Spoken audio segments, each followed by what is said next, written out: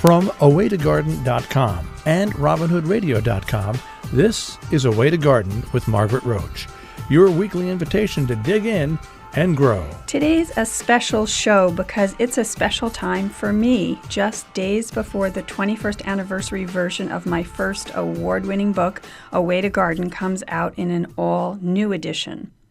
My longtime friend and regular guest on the show, Ken Druse, is here to take the driver's seat and interview me today. But first, these messages. Underwriting support from Timber Press, your go-to resource for books in gardening and nature. Whether you're a new gardener, a professional at the top of your field, or a reader interested in the wonders of the natural world, their books are there to help you grow. timberpress.com. Underwriting support from High Mowing Organic Seeds, the first independently owned farm-based seed company proudly serving organic gardeners and farmers with 100% organic and non-GMO vegetable, herb, and flower seeds. highmowingseeds.com/awaytogarden. So I have to shut up now and turn the mic over to Ken Druse, an award-winning garden author and photographer of more books than I can count or apparently write myself. Hi, Ken, and take it away, as they used to say in showbiz. Hello and welcome to A Way to Garden. I'm your visiting host, Ken Druse. I'm the author of, as someone said, soon to be 20 books on gardening. And our special guest today is someone who is familiar to all listeners to the radio show and the podcast and visitors to Margaret Roach's blog, A Way to Garden. It's Margaret Roach. Thank you for inviting me, Ken. Well, full disclosure, I've known Margaret for more years than either of us would like to say. Do you have any idea how long it is? I don't know. What decade is this? Yeah. Since the, early 80s, late 70s, something like that. No, I think it's 80s. Yeah. Okay, cool. Yeah, I was 6. Yeah, right. I think, didn't Grandma Marion introduce us or something like that? I don't know. Well, I have some questions, and you got some listener/reader questions, and one of them is a question I have. Oh. And it's kind of funny. Yvette wrote, how long have you had your beautiful home, and how did you find it? And I remember what that house looked like when you first got it. Didn't look like it does now. You seem to have a very challenging area to garden. That's the truth. And Yvette says, I am curious about whether you thought about that when buying the house or just fell in love with the property. You know, it's funny. I was giving a lecture last night, a lecture I've given a lot called The 365-Day Garden, Nonstop Plants. And it's kind of a love story, history of my former long-distance romance with the place where I now live full-time and garden. You know, when I was a weekender and I only would be there 2 days a week, that's why I say long-distance romance. And now, you know, it's a full-time 7-day-a-week romance. Anyway, and I think back to that, and I write about it, and I talk about it in the lecture, but I've also written about it a lot. So what attracted me, I think, was the wide-open spaces kind of thing, the ruralness of the place, and that it was surrounded by a 7,000-acre state park. So I didn't really have visible neighbors. You know, it was like this so different from, I know I was working in a skyscraper in New York City. I'd gone to college in New York City. I grew up in Queens. It was so different that it seduced me instantly for its bucolic, rural, you know what I mean? Farmy, like, you know, there's a dairy farm down the street, that kind of thing. So I think that's what did it. You're right, it was a total dump, Ken. Well, like me, you didn't buy it for the house. No. We both have nice houses. Yeah, and yours is much more beautiful than mine, but it also, it was on a steep hillside, and it is a very tough site, and I think that's what Yvette is saying, very challenging. Besides being a cold zone, cold, yeah. Yeah, a cold zone 5. You know, 5B now we are. Formerly colder. So the hillside thing is tough, and I didn't realize, because I was more of a beginning gardener then, I didn't realize how complicated some aspects of gardening on a steep hillside were. But I was seduced by the state park and the open land and these big farm fields and the sky and the bucolic old, you know, it's an 1880s kind of a little farmhouse. I was seduced by the bigger aspect of the place, so... Yeah. Well, I'm not going to get into how you got a basement, although that just crossed my mind since we've renovated over the years.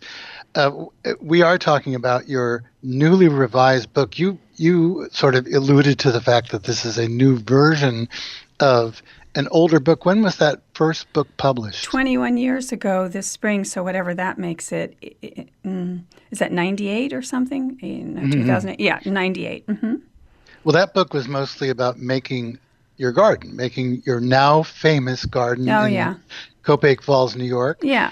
But this book is larger and more lavish and has lots of really nice photos and lots of helpful information like your charts.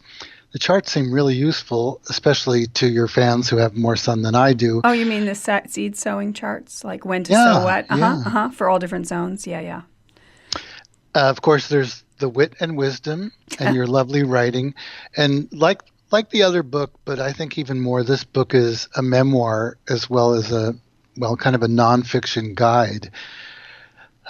Did you turn to the old book to write this book? Is this sort of like an updated, or did you sort of start over? Right. Well, when I suggested to Andrew Beckman, a former colleague from Earth Stewart Living, who's now the head of Timber Press, the garden publishing division of Workman Publishing, I said to Andrew, it's going to be 20 years, it's going to be 21 years, and he said, I always loved that book. We should redo that book. So, at first I think we both sort of thought, she'll just tweak it. But then I looked and I said, let's both look at it. And we had a phone meeting, and we were both like, ooh, more than tweaking. Because, my how times have changed, as I say at the beginning of the book, and it really is different. I mean, what did we know about pollinator gardens then? What did we know about really, even native plants were, you and I would visit New England Wildflower Society and places like that, but those were the exceptions, not the rule, those kinds of places, So many subjects we didn't know about, so many plants that then were the it plant, the desirable plant, and now are known to be invasives that we all need to get rid of, that have crept all over our gardens, thugs. Lots has changed. So that was in the first pass, it was like, oh boy, Xing out some stuff that just is not right anymore, either ethically or because of plant availability or aesthetically, or was just ill-informed based on 20 plus more years of knowledge. So that took out, let's say, 25% of the stuff. And then maybe there was a third equivalent to like another third again as long as the previous book, is like stuff that I know about now and I'm excited about now that I'd never even heard of or tried then. I hadn't had all the adventures, just like you, I'm sure. You know what I mean? You're propagating. I know you've been propagating forever, but you've propagated many more things and, figured them out than you had 10 or 20 years ago. And, so your knowledge has grown. My knowledge has grown. So there were subjects I wanted to add that I'm excited about, about beneficial insects of different kinds. By that I mean native ones, not ones you order by mail. And, my thing for moths and birds and lots of things. So I would say it's probably 1/3 the original stuff, but updated, 1/3 new stuff, and 1/3 I think is and 1/3 is like more than a little updated, like 50-50 updated. Anyway, if that makes any sense. So it was a lot, and it's all new pictures, and it's about twice as big. Yeah. It's heavy. It's big. You're saying this, and I'm remembering when we thought a plant spreads, we thought that was a good thing. Well, that's the thing, right? And I call them certified confidence boosters, and they are. They, Monarda makes you feel good about yourself, but that's nice. It spreads, but you have to know what to do next. And then if it turns out that it's an invasive plant, not just a very lusty, great native that's really suited to pollinator attraction or whatever, like Monarda, which you need to learn to manage in a mixed bed if you put it in a mixed bed. Some of them you need to get rid of or never buy in the first place. So who knew? Well, I think your garden and, maybe all gardens are kind of metaphors for life. And The sections of your book, you have conception and birth and youth, adulthood, senescence, Yeah. death, and afterlife. It's funny. When I say senescence, a lot of people say, "What is that?" And I say, "Well, it's the opposite of pubescence." Exactly. It's the winding down. It's when you're not making all kinds of new cells and growing up. It's when you're kind of at the stage of life, if I dare say, that you and I are at, where, there's more days behind us than in front of us. We're kind of fallen apart a little bit around the edges. Cell growth has slowed. It's kind of a medical biology kind of a term. Yeah. So each section in the book, just like in the original book, and just like I've always thought of the garden, again and again, and when I lecture, I talk about this too, is anthropomorphized. The season of the year in the garden is anthropomorphized to be likened to the seasons in my own life, from conception to death and afterlife, as you say, because I see the garden and the gardener as really one organism with two parts, working together. Yeah. I'm still thinking about the spreading. What's the worst plant you ever planted intentionally? Can you think of it? Oh, it's an easy question. It's also the most popular story I've ever done on awaytogarden.com. Petunia cordata, the chameleon plant, and it's still for sale, and I can't believe it, and you'll never get rid of it. It's a nightmare. Yeah. Mine is a native plant that's actually threatened in Massachusetts, Anemone canadense. Oh. And I was warned not to plant it, and I did, and it will definitely outlive me. It'll be here forever. Yes, and it's it's a beautiful thing, but it's good in nature because it can do its thing in wide open spaces. But no, it's not a good companion, and that's why I said about the Monarda. A lot of the bee balms are not a good companion for other. Do you know what I mean? For neighbors, they overtake their neighbors. They do for you. What you need is more shade. I know. And then they'd be little spindly things that you pray will come back. So there's so many things that we've planted over the years. Like they say they're perennials, but I think they're annuals. A lot of the woody plants in my garden are alive and have been here a long time. But when I look at pictures from 10 years ago, 15 years ago, 20 years ago, and the garden looks great, but those plants aren't here anymore. I know. They're just gone.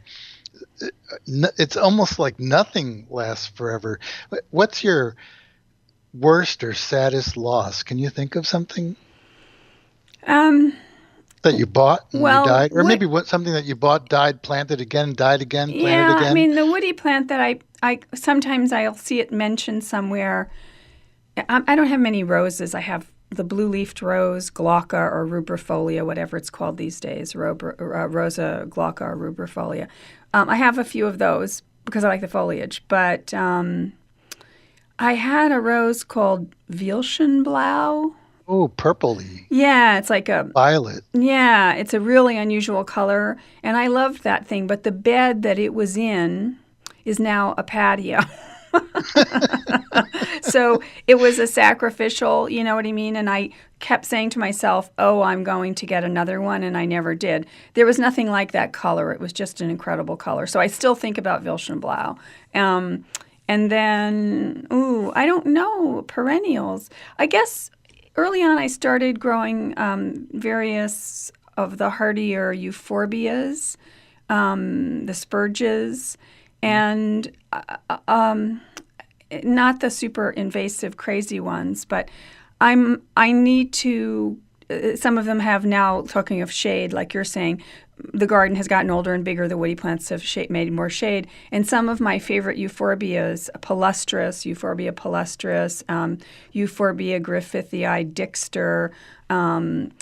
And a number of other ones, they just have gotten too much shade to really be, not that they need to be in baking sun, but do you know what I mean? They're just not as happy as they once were, and I need to give them more space, and a couple of them I've lost. So I used to love that gold, that chartreusey gold, you know what I mean, that color.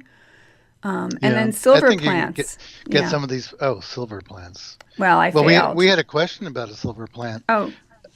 From Tracy, who said, everyone says lavender is easy to grow. I'm in zone 5 and I can't seem to overwinter lavender. Any hints? Well, I can tell Tracy how to kill it if she needs more help with that. I have a moist soil. I'm on a downhill, I'm on a slope of a big hill, and I have a very organic soil that has a lot of, it holds moisture well. I don't have dry spots. I even have some places that are poor drainage. So including lavender, the silver-leafed plants are not my specialty, although I was very attracted to them early on in the garden. And remember, like, ordering everything Bellota, Ballotta, I think, Bellota, and who knows what else, from Wellsweep Herb Farm, which is still in existence over by you in New Jersey, and trying all these things and coddling them and whatever. And so, I think the key with lavender is you've got to get the species variety that are the most matched to your situation. And I don't know enough about lavender. I'd call Wellsweep Herb Farm. Let's make it a commercial for Wellsweep. I'd call them and say, because they're in zone 6, I'd say, hey, which one is going to do the best for me? I'd want to talk to an herb specialist to answer that drainage, question. Drainage. Yeah, exactly. Especially in the winter. Drainage. Exactly. Yeah. Well, let's see. Joan Marie asked, this is pretty funny, I'd like to know about your editing process in your gardens. What are the factors to remove plants? How often do you edit? Once a year? That's a funny question, isn't it? Yeah. It's self-editing. And the hardest thing to learn as a gardener is to edit, I think. Our friend Marco Stufano, formerly of Wave Hill, the public garden in Riverdale section of the Bronx, he says, bury your dead and fast. And by that he means if you have stuff that's not really doing so well, like an underperformer, it's kind of, looking a little nasty. Like, don't just nurse it along and have a spot where there's this pathetic thing sitting there. Throw it away, compost it, try something different. And he doesn't think twice about that, about editing. But he's a master, a master designer and a master plants person. I want to nurse everybody along. I don't want to lose. You know what I mean. I don't want to thin the carrots. Especially that when they're having a slow 10-year death. Yeah. So as far as editing, what I find works best for me, if I walk around the place, and it's very old now, the garden is more than 30 years old, and so things have really changed, and a lot of things have come and gone, as we've been talking about. If I walk around the whole place and think, oh my God, I've got to fix this, I've got to fix that, I've got to focus on one area each year and say, hey, let's shape this back up, right? One big bed or one, and my beds are really big, so that's a project. If I wander all over and try to edit, not so easy. Some plants need editing every year. Like early on, I planted Petasites ex hybridus, a big leafed thing that runs sideways 100 miles an hour. I still have the plant, but I have to dig a trench around it every year. So that's editing, right? The Monarda that I keep mentioning, if I still had bee balm, I would want to edit around its perimeter to keep it in check every year. So some plants need that every year. Well, that's funny because to me that's almost like picking lettuce. You're controlling, you're harvesting. It's not like, Marco would, this tree, throw it out. Yes. Yes. Not me. Yeah. It's in the wrong place. Well, just plant stuff around it. Yeah. So it looks like it's right. And suffer for years. You Yeah. mentioned Wave Hill, and so that makes me think, what gardens have inspired you the most that you've seen? And do you have a favorite garden ever besides your own? Oh, well, I suppose it inspired me, as in gave me confidence to make my garden on a steep hillside.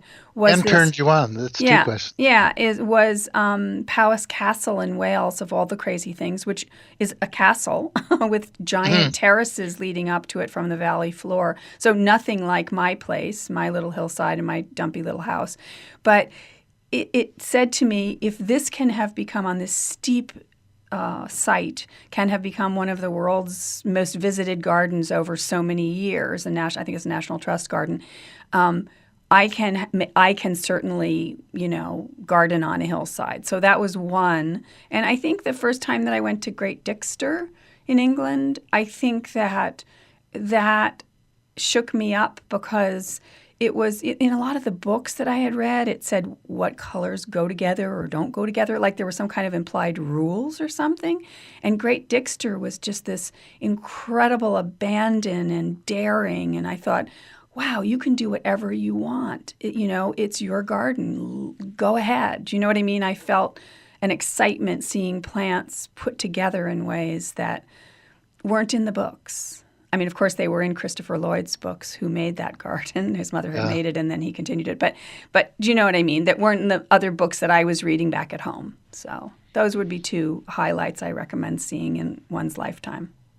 Remember how we used to shop all the time and look for the latest plant, and there were lots of nurseries then, and we would shop and shop and shop. All gone. And now I find that I hardly shop at all. It would just, and I feel guilty because I wanted to support all these places, but there's no room. And as I'm thinking of it, it's sort of like the garden has a peak and then it's a slide. Yes. And you're planting and growing and planting, and then you're pruning and controlling, like the Petasites. And right. Do you know when that happened? Was there kind of a period or a time when the senescence began?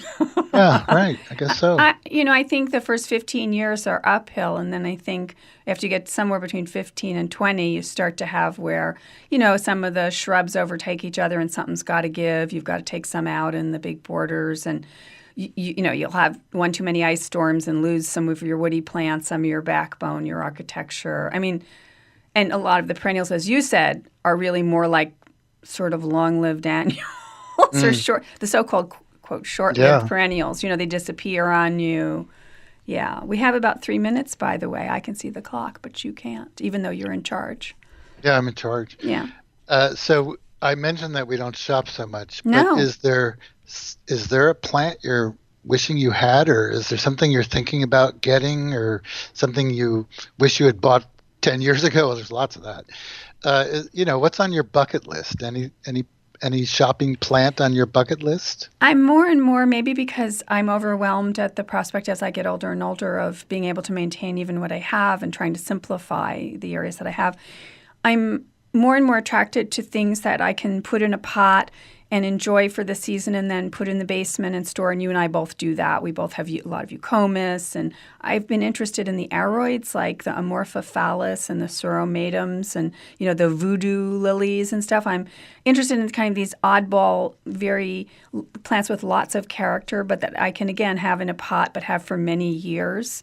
And store in my basement. So that's the thing that I find when the catalogs do come, I look in that section. Yeah, I don't know why, but yeah, that's one of the things that I'm still buying is eucomis. So you like the stinky plants, and maybe we can think of something like the schlepp plants, because you got to move them. Yeah. As long as we can still move them. Yeah. You have a hand truck, I guess. I do. Yes. Wow, there's so many things I want to ask you. I know we don't have but just a few minutes.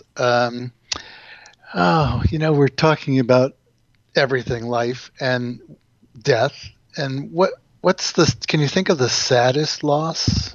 I can't remember which year it was. It was in the last 6 or 7 or 8 years. It wasn't too long ago. We had a horrendous ice storm, a series of winter events, including a big ice storm. And a number of shrubs were erased. They were just broken beyond being able to be rehabilitated with pruning. In my head right now, I can't even, as soon as we hang up, I know I'll remember all their names. But woody plants, I fear the loss of woody plants because it takes, like I have this, copper beech up on the hill that was 5 feet tall when I planted it, and now it's this massive creature. I fear, my Japanese umbrella pine, I fear the loss of woody plants more than anything else because they're such important companions, It's time. It equals time. It's time. So, and I guess speaking of time. Speaking of time, Ken Druse, thank you very much for doing this. And thank you very much for your kind words about the book also before. Thank you. And what's the name of the book? A Way to Garden, of course. Yeah, look for it. Right now. Right now. Go look for it. All right. Well, thank you. I'll talk to you soon, okay? Good. Underwriting support from High Mowing Organic Seeds, the first independently owned farm-based seed company proudly serving organic gardeners and farmers with 100% organic and non-GMO vegetable, herb, and flower seeds. highmowingseeds.com/awaytogarden. Underwriting support from Timber Press, your go-to resource for books in gardening and nature. Whether you're a new gardener, a professional at the top of your field, or a reader interested in the wonders of the natural world, their books are there to help you grow. timberpress.com. And I hope I'll talk to all the rest of you soon again, too. Don't miss an episode. You can subscribe free to the podcast version on Stitcher or iTunes or Spotify. And you can find me anytime at awaytogarden.com or on Facebook and Instagram as @awaytogarden. And happy gardening meantime. Away to Garden with Margaret Roach is a joint production of awaytogarden.com and the smallest NPR station in the nation, Robin Hood Radio.